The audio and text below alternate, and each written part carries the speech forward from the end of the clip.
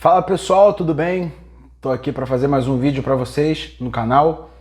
Hoje eu vou falar de futebol, de Fluminense, como vocês podem estar vendo. Mas antes de começar o vídeo, peço para você vir aqui, deixar o seu like, se inscrever no canal, comentar, compartilhar esse vídeo com seus amigos tricolores, seus amigos que torcem pro Fluminense ou que gostam do Fluminense, que vão assistir ao Fluminense.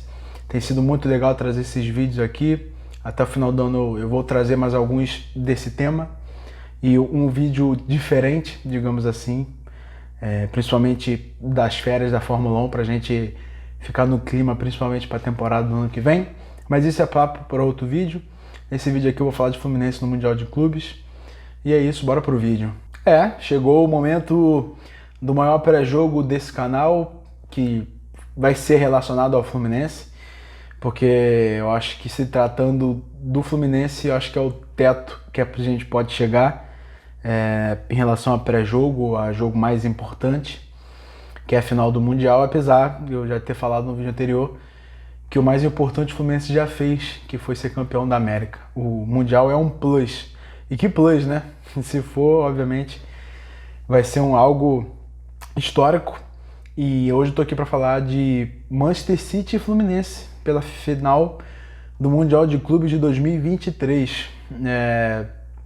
Sei que jogão, meus amigos, legal viver isso. Já estava falando um pouco disso no último vídeo, o quão legal está sendo participar disso, tem sido muito maneiro. Eu acho que era aquela final que eu já imaginava depois da Libertadores, porque a gente já sabia que o City estava lá, né, no Mundial, e a gente estava indo, então era uma final que poderia acontecer. E o mais louco de tudo isso é, sei lá, o Gabriel de 2019, 2018 chegar para o Gabriel de 2023 falar que você vai ver o seu time na final do Mundial e vai ter a volta de Fernando Diniz, né, que ele saiu em 2019, e você vai estar disputando uma final contra o Manchester City, que ganhou a Champions. E isso é loucura, porque primeiro que o Fluminense não havia disputando mais a Libertadores nesses últimos anos, né, antes de 2020, e a gente voltou a disputar e venceu. E o City disputava de maneira direta a Champions, não ganhava e acabou vencendo. Então são dois times que não haviam ganho os principais títulos e ganharam, estão aqui, cara, estão próximos de conquistar o mundo. Então é um negócio surreal. Uma coisa que eu posso falar é que a gente vai ter um campeão inédito no Mundial de Clubes, sendo o Fluminense, sendo o Manchester City. Sobre esse confronto, algumas coisas importantes a dizer. Óbvio, eles nunca se enfrentaram. Isso é legal, né? Porque não tem uma história nem amistoso pelo que eu vi. Se tiver, só é amistoso, mas eu não achei. Ambos com sua primeira participação no Mundial, é claro, conquistando seus primeiros títulos intercontinentais. E, obviamente, buscando seu primeiro título mundial, né? Primeira vez que eles vão, então, se ganharem, vai ser o primeiro título de qualquer um dos dois. Os times a gente já conhece, né? Vou começar falando pelo City, porque é o mandante do jogo, entre aspas, porque é o time que a FIFA colocou como mandante. Mas geralmente tem a prioridade para escolher o uniforme, né? E com certeza o Fluminense deve jogar com o uniforme tradicional tricolor. O Manchester City é o melhor time do mundo, muito pelo que está fazendo, estava. Joga muita bola, não foi à toa que na temporada passada fizeram uma tríplice coroa com a Champions, com a Premier League, que é muito importante, e com uma Copa. Então acho que isso já mostra o quanto esse time é muito forte. Há 4 meses atrás, o City era o melhor time do mundo, assim, disparado, já chegava em campo com muita superioridade para ganhar de qualquer outro time. Nessa temporada, é claro, o ritmo ainda não é o mesmo, o time ainda não se encontrou de alguma maneira, mas também tem o De Bruyne, que está fora da temporada até aqui, fez 3 jogos na temporada. Mas é engraçado falar isso do City, porque às vezes ele demora mesmo a engrenar, é do próprio time, Não sei porquê, difícil explicar, mas é um time que às vezes demora a pegar no tranco, mas quando tem essa virada de chave, que geralmente acontece na virada do ano, aí, meu irmão, esquece que eles vão para cima da Premier League, vão para cima da Champions, que é onde as coisas acontecem, que vem o mata-mata da Champions, que é a coisa mais importante, e aí as coisas afunilam, aí a gente vê como esse time é tão bom, tão forte. Mas mesmo assim eu acho que é um baita time ainda, um time que compete bastante, tem ótimos jogadores. Como eu disse, tem a ausência do De Bruyne, e tem a ausência do Haaland e do Doku, que são bons jogadores. A gente viu ultimamente falando muito dos três juntos, mas é claro que o Haaland e o De Bruyne são jogadores de outra prateleira em relação ao Doku, que é um cara muito jovem, tem muito a amadurecer ainda.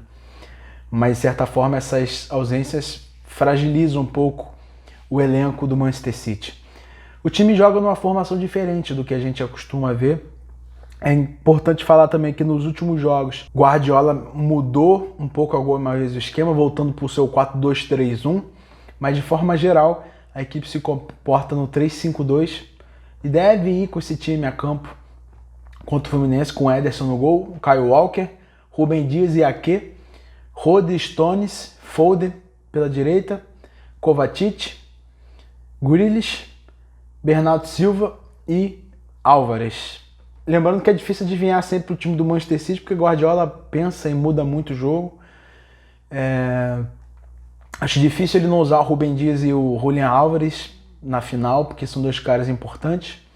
Então esse deve ser basicamente o time do Manchester City para a final. Já o Fluminense a gente conhece um pouco mais por estar mais próximo, até geograficamente.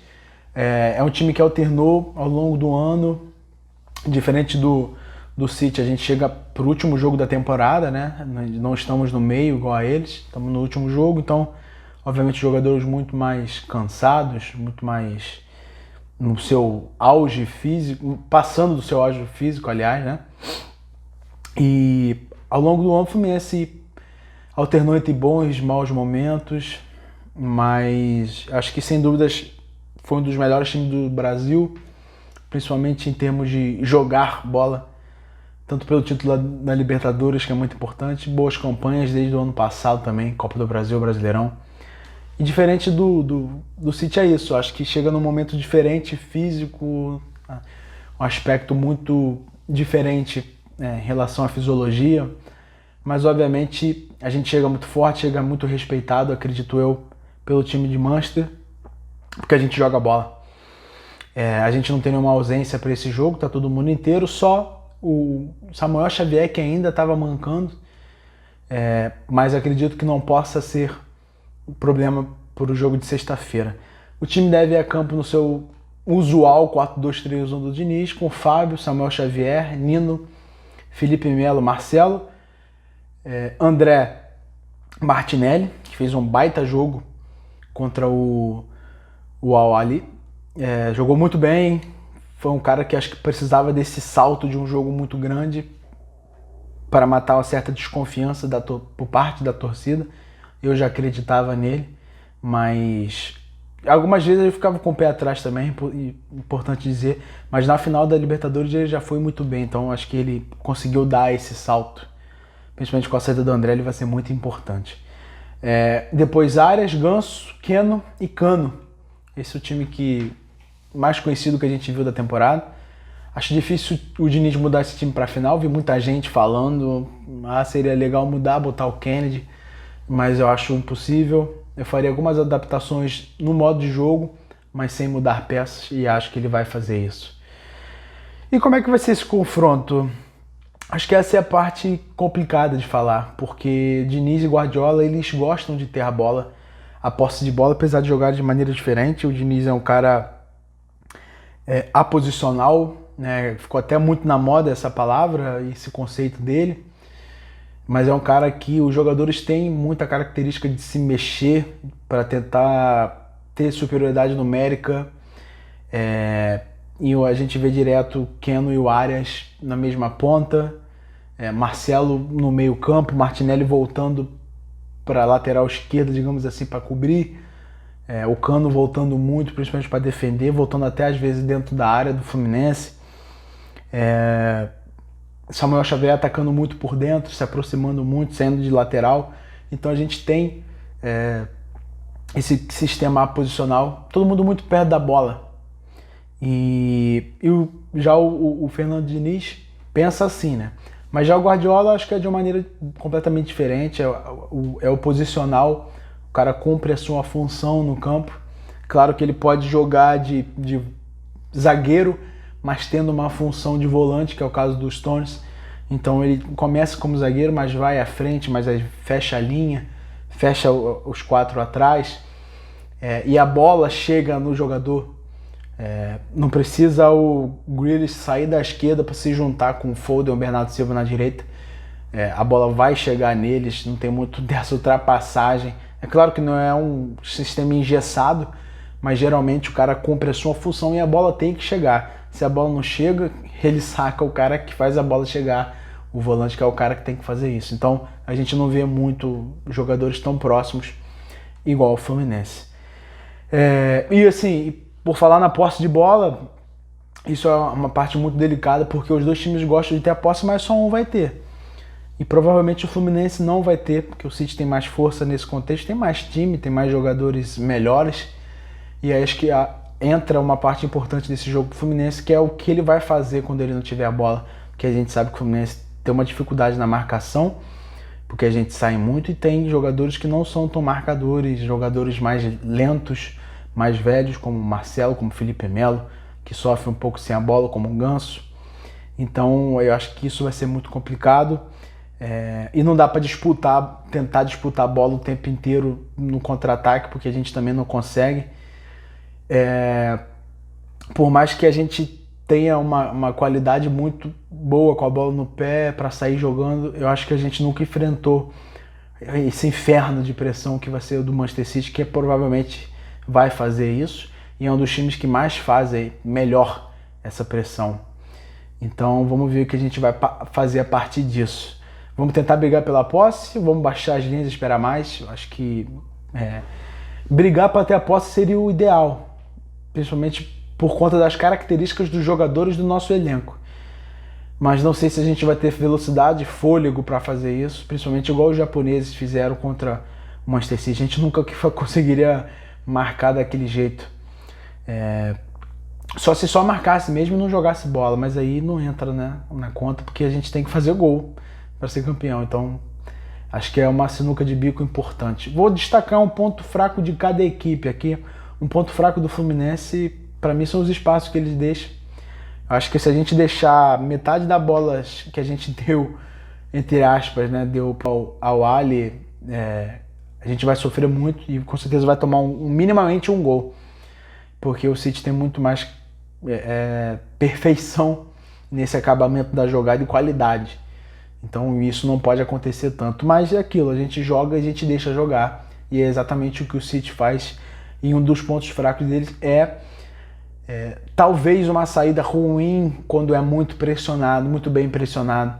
Isso a gente viu até algumas vezes no jogo contra os japoneses. O Fluminense, de certa maneira, pressiona bem, mas não de uma intensidade tão grande. Então talvez não seja até uma coisa muito usada pelo Diniz para esse jogo.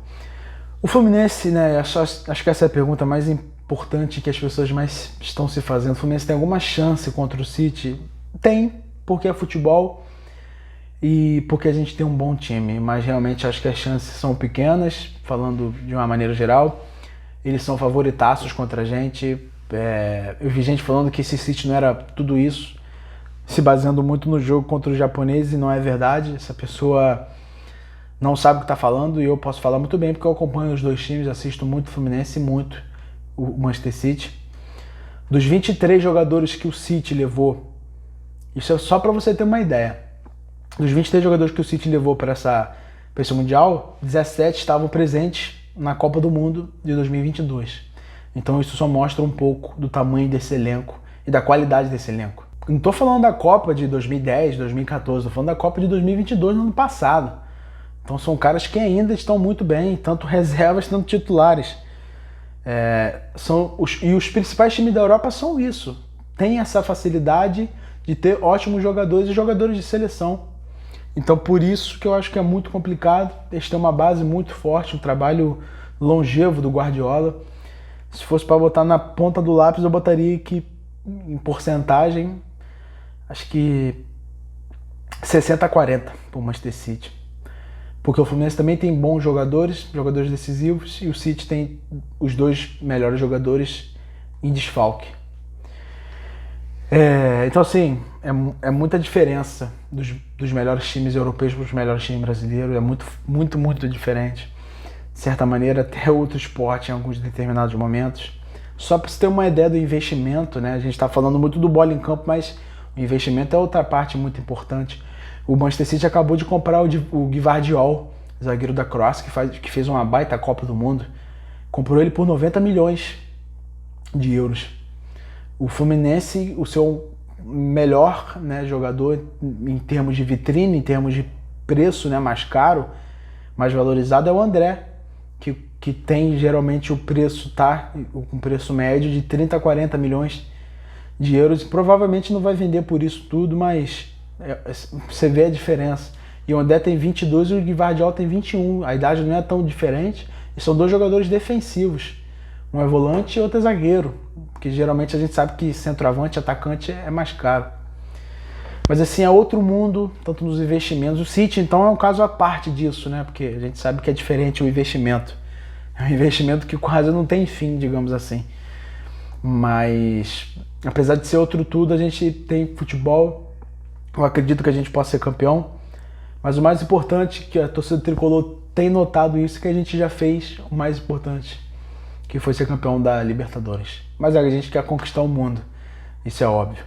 E a pressão é deles. A gente, obviamente, é uma equipe muito grande, mas a pressão são os melhores, são os favoritos, tem mais dinheiro, isso tudo está na conta deles. E tomara que os jogadores encarem isso de uma maneira muito positiva. O Fluminense tem que jogar leve e eu acredito que isso vai acontecer. Então, óbvio que eu acredito no título. Vitória Fluminense. E deixa aqui nos comentários o que você achou do vídeo, quem que você vai torcer, quem que vai fazer o gol, quem que vai ser campeão, qual será o placar. Comenta isso tudo aqui, vamos conversar. Mande esse vídeo para seus amigos. É isso, até o próximo vídeo e faz o L aí.